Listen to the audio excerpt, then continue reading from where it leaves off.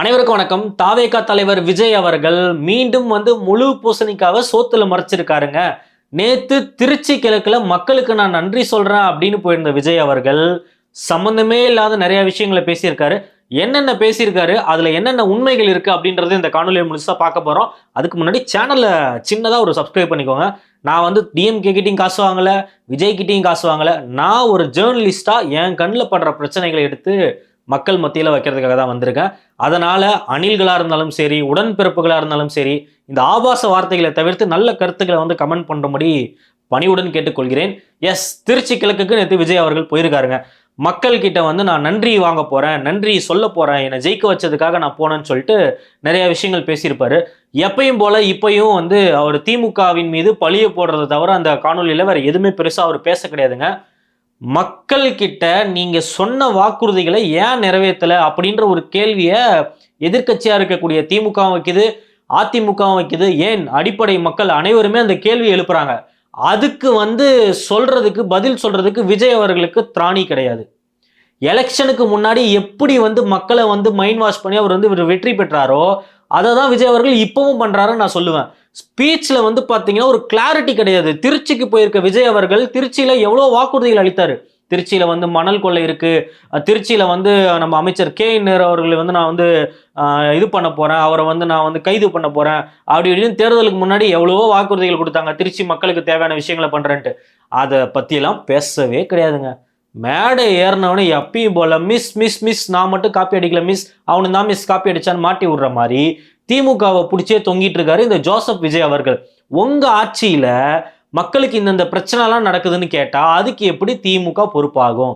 திமுக தீய சக்தி, திமுக ஊழல் சக்தி, திமுக மக்களை ஏமாத்திடுச்சு, திமுக கொள்ளையடிச்சது, திமுக ஆட்சியில பெண்களுக்கு பாதுகாப்பு இல்ல, திமுக ஆட்சியில குற்றங்கள் நடைபெற்றது, திமுக ஆட்சியில போதைப் பொருள் அதிகமா இருக்கு, திமுக ஆட்சியில ரவுடிசம் அதிகமா இருக்கு, திமுக ஆட்சியில லஞ்சம் அதிகமா இருக்கு, திமுக ஆட்சியில எங்க பார்த்தாலும் ஸ்கேமு, திமுக ஆட்சியில ரேஷன் கடையில கூட ஊழல் நடக்குது, திமுக ஆட்சியில ரோடு போட்டா காசு அடிக்கிறாங்க, வீடு கட்டினா காசு அடிக்கிறாங்கன்னு இந்த மாதிரி ஏகப்பட்ட குற்றச்சாட்டுகளை நீங்க வச்சீங்க, நானும் வச்சேன், அனைத்து மக்களும் வச்சாங்க. அதுக்கு தான் திமுகவிற்கு மக்கள் ஒரு பெரிய ஆப்பை வச்சு இன்னைக்கு எதிர்கட்சியா உட்கார வச்சிருக்காங்க. இப்ப இது விஷயம் கிடையாது, இது எல்லாம் நமக்கு தெரிஞ்ச விஷயம்.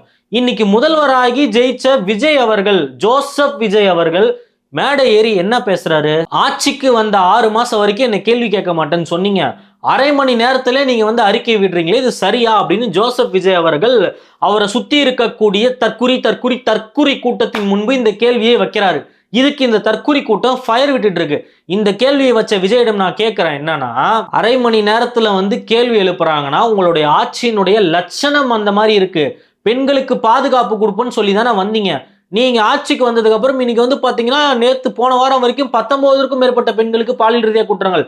இன்னைக்கு குமாரபாளையம், நாமக்கல் பகுதியில் இருக்கக்கூடிய குமாரபாளையத்துல 2.5 வயசு குழந்தை, திமுக ஆட்சியில ஒரு 2.5 வயசு குழந்தைய திமுகவை சேர்ந்த ஒரு நபரே பாலியல் ரீதியா துன்புறுத்திருப்பார். அந்த நபரை கைது பண்ணாரு. விஜய் அவர்கள் மேடை ஏறி பேசுனீங்கல்ல, இன்னைக்கு 3 வயசு குழந்தைக்கு பாத்தீங்கன்னா ஒரு தற்குறி நாய் பாலியல் ரீதியா அந்த குழந்தையை துன்புறுத்திருக்கான். அவனை கைது பண்ண சொல்லி அங்க இருக்கக்கூடிய பெண்கள், பொதுமக்கள் அனைவருமே காவல்துறையின் முன்னாடி போய் நின்று போராடிட்டு இருக்காங்க. அதை பத்தி பேச வக்கு இருக்குதா ஜோசப் விஜய் அவர்களை பார்த்து நான் கேட்கிறேன். பெண்களுக்கு எங்க பாதுகாப்பு இருக்கு? உங்ககிட்ட கேள்வியே கேட்கக்கூடாது. இதுக்கு எல்லாத்துக்கும் காரணம் திமுகனா நீங்க எதுக்கு ஆட்சியில் இருக்கீங்க? மக்கள் கேட்பாங்களா மாட்டாங்களா? அறிவார்ந்த மக்கள் இதை கேட்பாங்களா மாட்டாங்களா? ஏன் பெண்களுக்கு பாதுகாப்பு இல்லைன்னு கேட்டா, போன ஆட்சியில போதை ஃபுல்லா தெருவா பரவிடுச்சு, மூளைக்கு மூளை கிராமம் ஃபுல்லா இருக்கு அப்படின்றீங்களே, கொஞ்சமாவது உங்களுக்கு மனசாட்சி இருக்கா விஜய்? இதுக்கெல்லாம் ஃபயர் விட முடியாது விஜய். நீங்க மக்களுக்கு நல்லது பண்ணுங்க, கூட சப்போர்ட் பண்றோம். இந்த 20 நாள் நீங்க மக்களுக்கு என்னங்க பண்ணீங்க? சொன்ன வாக்குறுதியை உங்களால கொடுக்க முடிஞ்சதா? வெக்கமே இல்லை. 200 யூனிட் முன்னாடி எலெக்ஷனுக்கு முன்னாடி மக்கள் அவ்வளோ, மிடில் கிளாஸ் மக்கள் அவ்வளோ சந்தோஷப்பட்டாங்க. 200 யூனிட் மாதம் வரப்போகுது, நம்மளுடைய பிரச்சனைகள் எல்லாம் தீந்துரும், அந்த எலக்ட்ரிசிட்டி கட்டுற பில்லை நம்ம சேமிப்பா வச்சு நம்ம குழந்தைங்களுக்கு எதனா ஒன்று வாங்கலாம், குழந்தைங்களை படிக்க வைக்கலாம், குழந்தைங்களுக்கு வேணுன்றதை பண்ணலாம் அப்படின்னு நினைச்சிட்டு இருந்த மக்களுக்கு இன்னைக்கு நீங்க விபூதி தான் அடிச்சிருக்கீங்க. 500 யூனிட்டுக்குள்ள இருந்தாதான் உங்களுக்கு 200 யூனிட் ஃப்ரீன்னு சொல்லிட்டு ஃபர்ஸ்ட் அடியே மக்களின் மீது நீங்க பெரிய அடியா அடிச்சிருக்கீங்க. இதுக்கு பதில் சொல்ல திராணி இல்லாம இன்னைக்கு தேவையில்லாம பேசிட்டு இருக்கீங்க தாவேகா தலைவர் விஜய் அவர்களே. உங்களை பார்த்து நான் ஓப்பனா கேட்கிறேன், உங்களுக்கு தெரியலையா? கம்முன்னு இருந்துடணும். அதை விட்டுட்டு சும்மா திமுக, சும்மா அதிமுக நீங்க பேசிருக்கீங்க. அதிமுக தொண்டன் ஒருவர் தீ குளிச்சு இறந்திருக்காரு. பூக்கடை மகேந்திரன் சொல்லிட்டு ஒரு நபர். நீங்க பண்ண குதிரை பேரத்தால, நீங்க பண்ண கீழ்த்தனமான அரசியல்ல ஒரு அதிமுக தொண்டனுடைய உயிர் போயிருக்கு. இது கேவலம் கிடையாது. அவங்க கட்சியினுடைய எம்எல்ஏவை நீங்க என்ன காந்தியா? நீங்க உங்க கட்சியை பார்த்து எல்லாரும் வந்து சேர்றதுக்கு உங்க கட்சியில இருக்கக்கூடிய ஆதவ அர்ஜுனாவுடைய பின்பலத்தை பார்த்தே தெரியும் மக்களுக்கு நீங்க எவ்வளவு பேர் டுபாகுர்னு. ஆதவ அர்ஜுனா லாட்டரி வித்து வைத்த வளர்க்கக்கூடிய ஆதவ அர்ஜுனா குடும்பத்துக்கு கூப்பிட்டு நீங்க வந்து சீட்டை கொடுத்துருக்கீங்க. இன்னைக்கு அதிமுக போகுதுன்னா அவங்க மாமியாருக்கு சீட்டு கொடுத்த ஒரு பிரச்சனை, யோசிக்காம இன்னைக்கு செயல்பட்டாங்க. இப்படி இருக்கக்கூடிய நீங்க வந்து தூய சக்தியா விஜய்? டாஸ்மாக்ல திமுக ஊழல் பண்ணிடுச்சு, அந்த காசை எடுத்துட்டு போய் எங்க வைக்கிறதுன்னு தெரியாம சுத்துறாங்க அப்படி இப்படின்னு பேசுறீங்க. பேசிட்டு என்ன சொல்றீங்க? அதனாலதான் நான் வந்து டாஸ்மாக்கே ஒழிச்சிட்டேன்றீங்க. மூடினது 717 கடை, அந்த 717 கடையை நீங்க மூடல. இப்ப வெளியே வருது ஒவ்வொரு நியூஸா. எத்தனை கடைகளை மூடி இருக்கீங்க? அறிக்கை விட்டீங்களா? பாதி கடைகளுக்கு மேல மூடவே இல்லை, கால்வாசி கூட மூடல. மூடின கடையும் வந்து பாத்தீங்கன்னா அதிமுகவை சேர்ந்த ஒரு நபர் மதுரையில உங்க கட்சிக்கு ஜம்ப் ஆன உடனே அந்த கடையை திறக்கிறீங்க. இந்த லட்சணத்துல தான் விஜய் நீங்க இருக்கீங்க. விஜய் நீங்க ஒரு தீய சக்தி தான். திமுகவோ அதிமுகவோ பாஜகவோ இவங்க மீது நீங்க பழிய போட்டு பிரோஜனம் கிடையாது. உங்களுக்கு ஆட்சி நடத்துறதுக்கு திராணி கிடையாது. தினம் தினம் பெண்கள் வந்து இங்க பாதிக்கப்படுறாங்க. ஜாதியை ஒழிச்சிட்டேன்றீங்க. 2 நாள் முன்னாடி வந்து பாத்தீங்கன்னா பட்டியலின மக்களை வந்து வீடு பூந்து வெட்டுறான். வீடு பூந்து பேனர் வச்சதுக்கு வெட்டியிருக்கான். எங்க ஜாதி ஒளிஞ்சது உங்களுடைய ஆட்சியில? உங்க தற்கூரி ரசிகர்கள் என்ன பண்றாங்க? இந்த செய்தியை வெளியே வர விட மாட்டாங்க. என்ன மாதிரி ஆட்கள் இருக்கிற வரைக்கும் நீங்க பண்ணக்கூடிய தவறுகளை கேட்டுட்டே தான் இருப்போம் விஜய். விவசாய கடன் தள்ளுபடின்னு சொல்லிட்டு விவசாயிகளுடைய வயிற்றுல அடிச்ச இந்த ஜோசப் விஜய் பார்த்து கேட்கிறேன், இன்னைக்கு மேடை ஏறி நான் என்னால முடிஞ்சது 20 நாள்ல என்ன முடியுமோ அதை பண்ணிருக்கன்றீங்களே, கொஞ்சம் கூட கூச்சம் வெக்கம் மானம் சூடு சொரணை இல்லாம 50,000 ரூபாய்க்கு எப்படிங்க விவசாய கடன் வாங்குவா? எனக்கு புரியல. அந்த கடன் தள்ளுபடி யாருக்குமே பிரயோஜனம் கிடையாது. 1 லட்சம் ரூபாய் போனுச்சுன்னா 5,000 ரூபாய் தள்ளுபடின்றீங்க. 5,000 ரூபாய் கட்ட முடியாத எங்க விவசாயிகளை. இந்த மாதிரி சொன்ன வாக்குறுதிகள் எல்லாமே பொய்.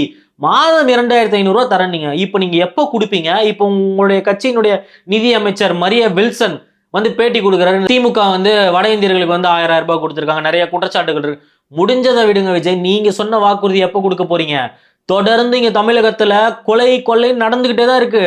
மக்களுக்கு இங்க பாதுகாப்பு கிடையாது. உங்களோட 20 நாள் ஆட்சியில அமைச்சர் புஷி ஆனந்தை பார்த்து, சார் இங்க சட்ட ஒழுங்கு சரியில்லைன்னா அங்க ஏதோ பக்கத்துல ஒரு அம்மாக்கு என்னம்மா காலு சரியாயிடுச்சான்னு ஓடுறாரு. உங்க நண்பர் அரிதான், மானிடனாய் பிறப்பது அரிதான், அதை விட அரிது விஜயின் நண்பனாய் பிறப்பதான். அசிங்கமா இல்ல ஸ்ரீநாத்? நான் கேட்கிறேன், மக்கள் பிரச்சனையை பேசியாயா? No comments. அது என்னது? கச்சத்தீவை பத்தி கேள்வி கேட்கறாங்க, நோ கமெண்ட்ஸ். இவரெல்லாம் வந்து அமைச்சர். இன்னைக்கு இந்த காமெடி பீஸ் எல்லாம் அமைச்சரா போட்டு உட்கார வச்சிருக்கீங்க. நான் மறுபடியும் சொல்றேன், புதுசா நீங்க வரணும்னு எல்லாரும் விருப்பப்பட்டாங்க. ஒரு மாற்று அரசியலை கொடுப்பீங்கன்னு பார்த்தாங்க. பாட்டிலுக்கு 10 ரூபாய் இன்னும் வாங்கிட்டு இருக்காங்க. இந்த இதை கூட உங்களால ஒழிக்க முடியாதா? திமுக ஆட்சியில செந்தில் பாலாஜி 10 ரூபாய் வாங்குறாருன்னு பாட்டு பாடுனீங்கல்ல, பாட்டிலுக்கு 10 ரூபான்னு. இந்த டேட் வரைக்கும் இந்த வீடியோ யார் பார்த்தாலும் சரி கீழே கமெண்ட் பண்ணுங்க, பாட்டிலுக்கு 10 ரூபா வாங்குறாங்களா இல்லையான்னு. இந்த தேதி வரைக்கும் பாட்டிலுக்கு 10 ரூபா வாங்குறாங்க. யாருக்கு போகுது அந்த 10 ரூபா? உங்க பாக்கெட்டுக்கு வருதா விஜய்? இல்ல உங்க அமைச்சர்கள் சுருட்டிட்டு போறாங்களா? அந்த 10 ரூபா எங்க போகுது? போன ஆட்சியில சொன்னீங்கல்ல திமுக வந்து பாட்டிலுக்கு 10 ரூபா வாங்குறாங்கன்னு சொன்னீங்கல்ல, திமுக தோல்வி அடைஞ்சதுல எவ்வளவு பேர் அந்த குற்றச்சாட்டை வச்சாங்க, பாட்டிலுக்கு 10 ரூபா வாங்காதீங்கன்னு. செவிடங்க அதுல சங்கு ஊதுற மாதிரி திமுக அதை கண்டுக்கல. அதனாலதான் வந்து படுதோல்வி அடைஞ்சாங்க. அது ஒரு முக்கியமான ரீசன். ஆனா நீங்க ஆட்சிக்கு வந்ததுக்கு அப்புறமேட்டு இந்த 10 ரூபா வாங்குறீங்களே, இதுக்கு பேர் என்ன? இதான் மாற்று அரசியலா? மனசாட்சியோட நடந்துக்கணும் விஜய் அவர்களே. சும்மா வந்து இங்க உங்களுக்கு வந்து எல்லாரும் ஃபயர் விட மாட்டாங்க. உங்க ரசிகர்கள் மிஞ்சி போனா என்ன 30 லட்சம் 40 லட்சம், சரி 50 லட்சமே இருக்கட்டும். எவ்வளவு நாளைக்கு அவன் தற்கூரியா இருப்பான்? நீங்க சொல்லக்கூடிய விஷயங்களை ஒரு நிமிஷம் அவன் யோசிச்சானாலே அவன் திருந்திடுவான். உங்களுடைய ரசிகர்கள் வந்து தற்கூரியா தான் இருப்பான், ஓப்பனாவே சொல்றேன். ஏன்னா உங்களுடைய ரசிகர்களுக்கு அவ்வளவுதான் யோசிக்கக்கூடிய திறன் இருக்கு. நீங்க சொல்லக்கூடிய விஷயத்த ஒரு நிமிஷம் உட்காந்து யோசிச்சாலே சரியா போயிடும். இன்னைக்கு வந்துட்டு என்னால அதை பண்ண முடியல, திமுக எல்லாத்தையும் சுரண்டிடுச்சு, நிதி வரக்கூடிய அனைத்து விஷயத்தையும் மூடிடுச்சு, அப்படி இப்படின்னு பேசுறீங்களே. தேர்தல் வாக்குறுதி கொடுக்கும் போது எங்க போயிருந்தீங்க? தமிழகத்துல 234 தொகுதி இருக்கு. இந்த 234 தொகுதியில எத்தனை தொகுதியில உங்களோட கால் பதிஞ்சிருக்கு விஜய்? போகவே இல்லை விஜய். போகவே இல்லை. மக்களை தூண்டி விட்டு உங்களை கேள்வி கேட்டா என் மக்கள் பார்த்துப்பாங்கன்னு மேனிபுலேட் பண்றீங்க. நீங்க மக்களை தூண்டி விட்டுட்டு இருக்கீங்க. அந்த அப்பாவி தற்கூரிகளை நீங்க தூண்டிட்டு இருக்கீங்க. பாவம் அந்த பசங்களுக்கு புரியல. நீங்க வந்து சினிமால என்னத்தவும் செஞ்சு புட்டோம், அண்ணன் தங்க ஆயு புட்டன் இந்த மூஞ்சு அப்படி சோகமா வச்சுட்டு ஏமாத்துறீங்க பாத்தீங்களா? அந்த மாதிரி ரியல்ல ஏமாத்த முடியாது. ஒரு நாள் இல்லைனாலும் உங்களுடைய முழு முகத்திரை கிழித்தெறியப்படும். இன்னைக்கு நீங்க நினைச்சுக்கிறீங்க நம்மளை எதிர்க்க ஆளே கிடையாது, இனி தமிழ்நாட்டுல நாங்க தான் நீங்க நினைச்சிட்டு இருக்கீங்க பாத்தீங்களா? இதுக்கு வந்து செக் வைக்க கண்டிப்பா எவனாவது வருவான். அன்னைக்கு தெரிய போகுது உங்களோட முழு சுயரூபம். உங்களை போட்டு துவைக்கிற மாதிரி ஒரு அரசியல்வாதி வரதான் போறான் தமிழ்நாட்டுக்கு. எழுதி வச்சுக்கோங்க. அந்த நாள் வரைக்கும் தான் உங்களுடைய ஆட்டம். அந்த அரசியல்வாதி வந்தானா உங்களுடைய முகத்திரையை கிழிப்பான். இன்னைக்கு நீங்க அந்த ரசிகர் தற்கூரி கூட்டத்தை வச்சு ஆபாசமா பண்ணக்கூடிய அனைத்து விஷயங்களுக்கும் அறிவார்ந்த கூட்டத்தை வச்சு அந்த நபரை உங்களை அடிச்சு கிழிக்கிறது உண்மை.